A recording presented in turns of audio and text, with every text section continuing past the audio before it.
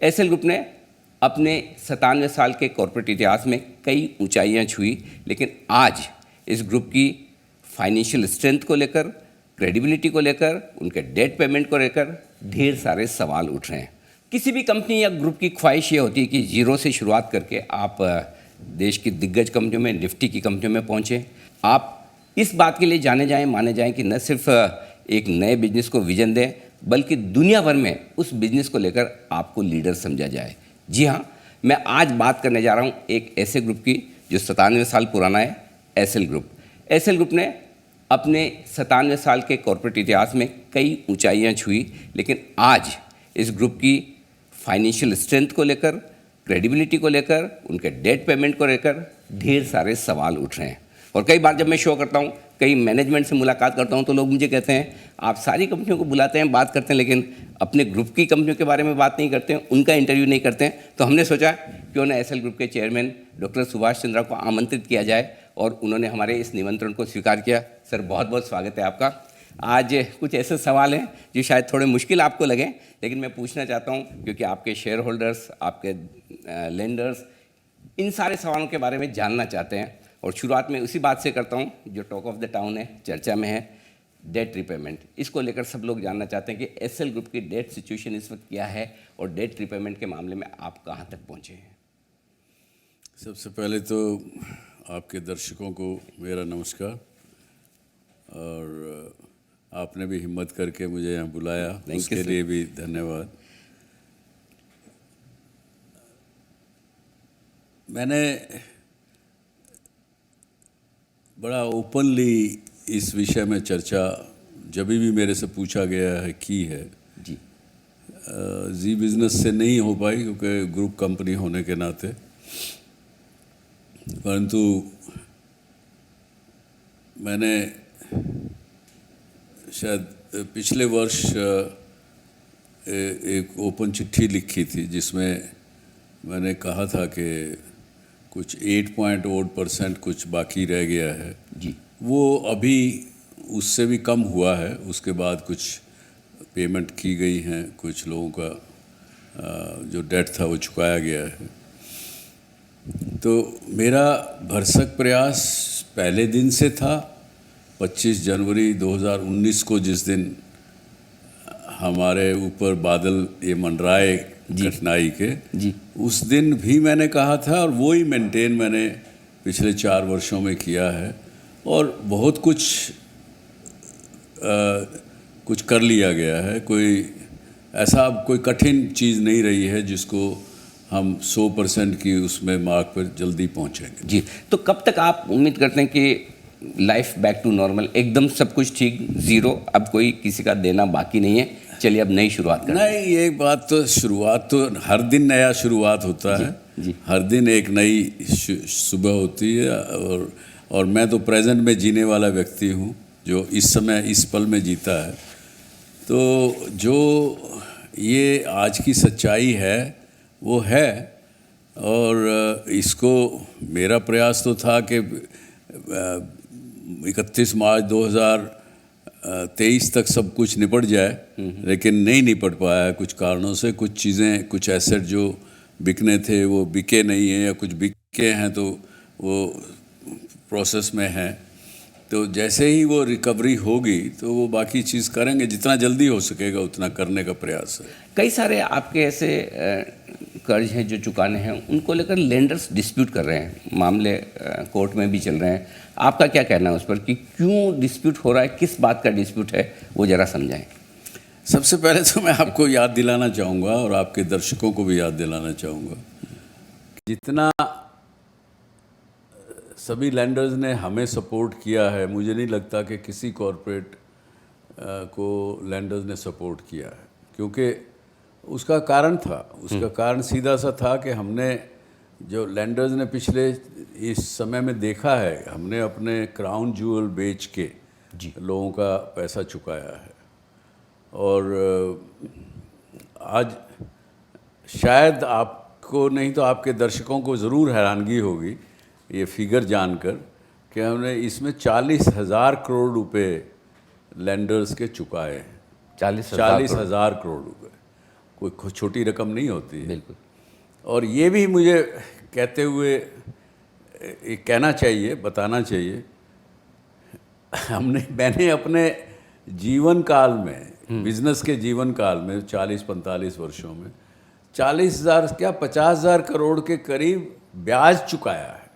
Okay. क्योंकि ऐसे group बढ़ता नहीं है। एक ग्रुप जो 17 रुपये से शुरू हुआ, हालांकि हमारा ग्रुप 97 से 97 वर्ष का हो गया है, जो मेरे ग्रेट ग्रैंडफादर ने शुरू किया था, लेकिन एक समय ऊंच नीच चलती रही है। एक समय था जब मैंने इसको काम को संभाला, उस वक़्त भी नेट हमारे ऊपर कर्जा था। 1967-68 की बात कर रहा हूँ जी। तो उस वक़्त से लेके हमने कभी डिफ़ॉल्ट नहीं किया। पहली बार ये 45-50 साल में हमने डिफ़ॉल्ट किया। तो 40,000 करोड़ रुपया कर्जा चुकाना कोई आसान काम आज के युग में नहीं, और हम खड़े हैं यहाँ। मैं समझता हूँ, मुझे इस बात का गर्व है कि जो मैंने बुज़ुर्गों की हमारी शिक्षा रही कि भाई अपना जो कर्जा है वो हिम्मत रख के चुकाओ, उसको हमने पूरा रखा। तो सर कभी ऐसा फील नहीं होता कि 40,000 करोड़ की एसेट्स बेचना छोटी बात तो है नहीं, आपने खुद बनाई है, अपनी मेहनत से इतने सालों में बनाई है, मतलब तकलीफ़ बहुत होती होगी उस वक्त कि मैं अपने हाथ से बनाई हुई इन सारी चीज़ों को बेच रहा हूँ, या फिर ये कि चलिए अब मजबूरी है, बेचना है तो बेचना है। इस चीज़ को कैसे लेते हैं फिर, मतलब? नहीं, अगर तकलीफ़ मानता मैं तो बेचता नहीं। आज केवल 2-3 शायद अकाउंट्स अभी ओपन हैं जिनका पेमेंट करना बाकी है जी। ओवर 30-40 अकाउंट होते, लोगों को नहीं दिया जाता। बहुत से और भी बोरोवर हैं इस देश में जिन्होंने, पर मैं दूसरों की बात क्यों करूं, तो परंतु ये बेचने की तकलीफ़ होती तो मैं शायद बेचता नहीं। क्यों तकलीफ़ क्यों नहीं है? इसलिए क्योंकि एक मन में एक विचार है कि सबका अपने को हाथ जोड़ के चुकाना है, जहाँ तक हो सके, जहाँ तक अपने मन से हो सके चुकाना है, तो चुकाया है। इसलिए कोई तकलीफ़ वाली बात। क्योंकि एक समय वो भी था सर जब कई बार लोग मुझे भी फ़ोन करके पूछते थे, अगर आप बिजनेस के सिलसिले में बाहर जा रहे हैं या हिंदुस्तान के बाहर चले गए, ये ट्रेंड भी बना था, लेकिन उस समय ऐसी क्या खास वजह थी आपने ये सोचा कि नहीं, यहीं रहकर एक एक पैसा वापस देना है बजाय इसके कि मुंह मोड़ लें? समस्या इंसान को आती है, बहुत हर एक को आती है, बहुत लोगों को आती है। समस्या को फेस करना ही तो दिलेरी है। एक जो आदमी, जो वर्चुअस आदमी होता है, जो ताकतवर आदमी होता है, वो मुसीबत से भागता नहीं, कमज़ोर भागता है। जी।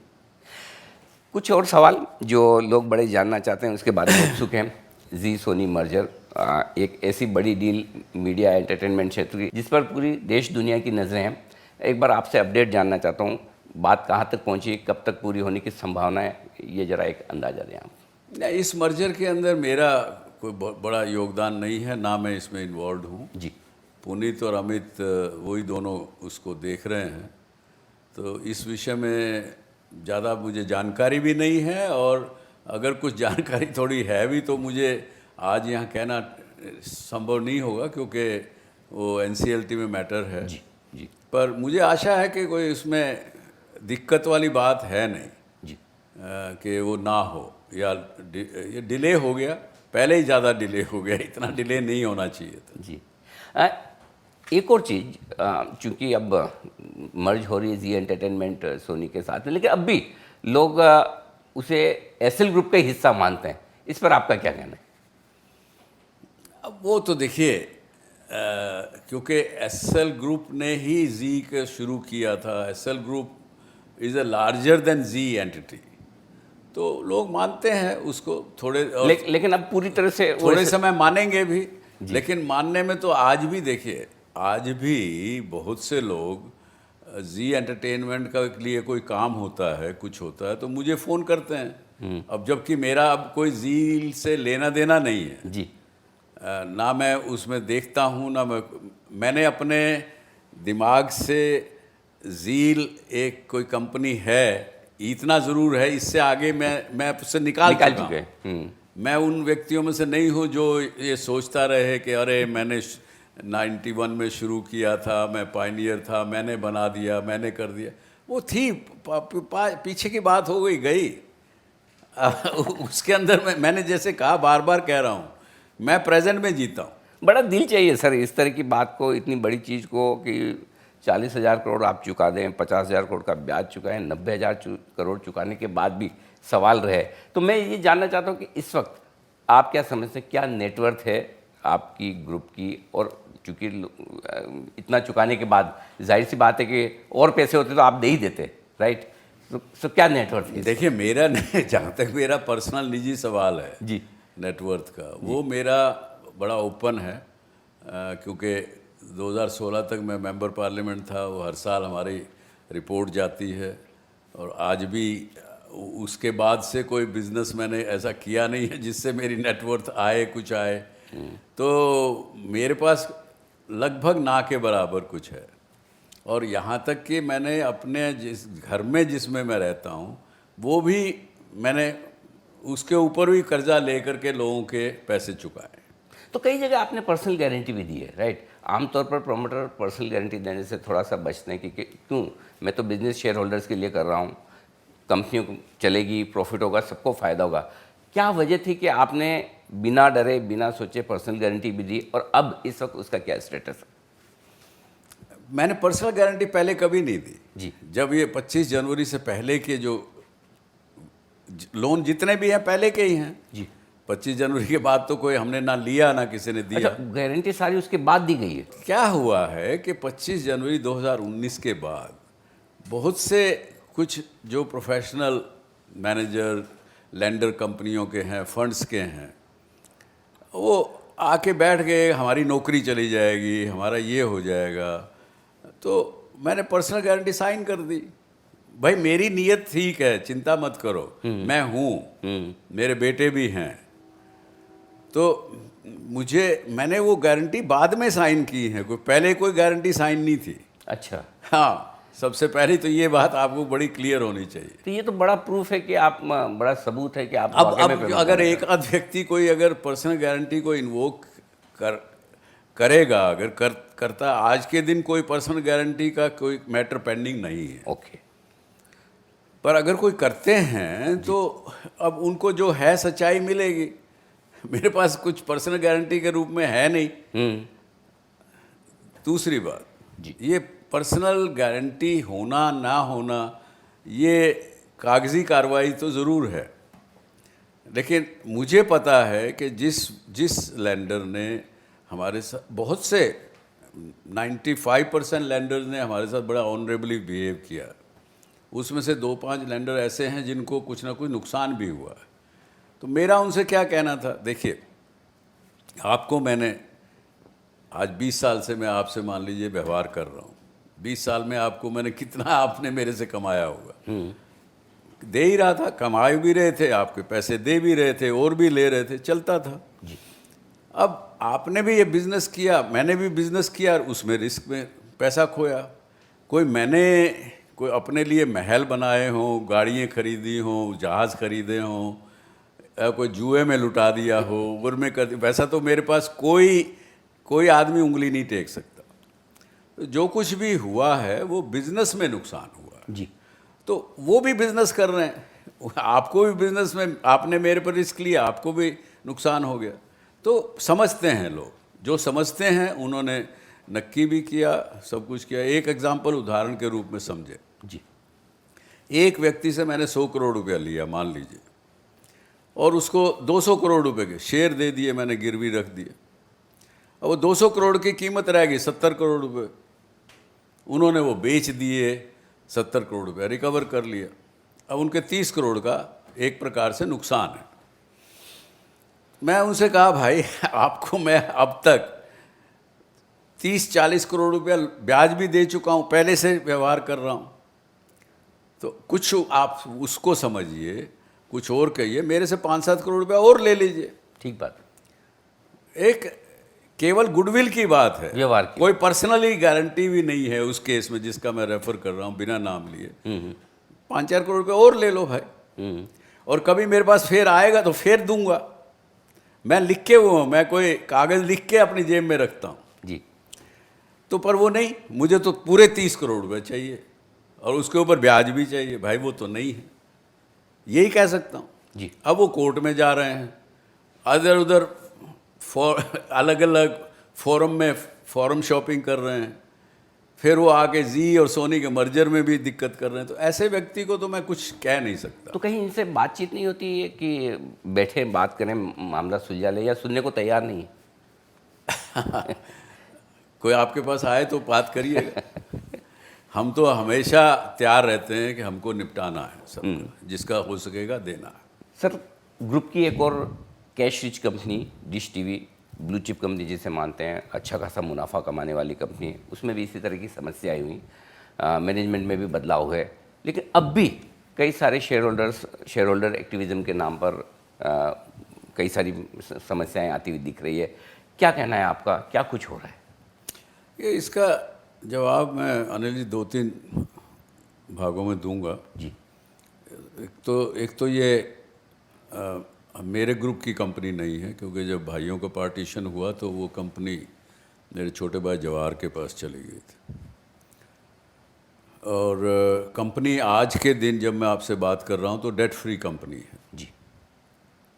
जिस दिन 25 जनवरी 2019 को जब हमारे साथ ये हुआ तो उस दिन उसके बुक्स में 3000 करोड़ रुपए से ऊपर डेट था। दूसरा ये कि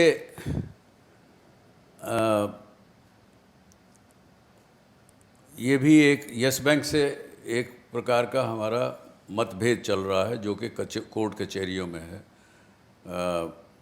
उनके मेरे भाई जवाहर ने मुझे शेयर दे दिए थे मुझे जब तकलीफ़ हुई, और मैंने उसके सामने डेट लिया।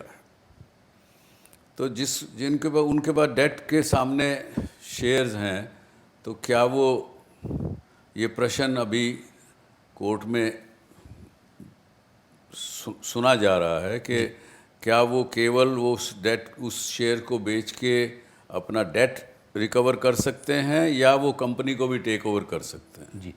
तो वो विषय जब कोर्ट का निर्णय आएगा तो होगा, पता लगेगा। मैं इस बात से भी इनकार नहीं करता या स्वीकार करता हूँ जी। कि एक समय था जब सुभाष चंद्रा के नाम से कैपिटल मार्केट के आदमी कस्में खाते थे। जी बिल्कुल।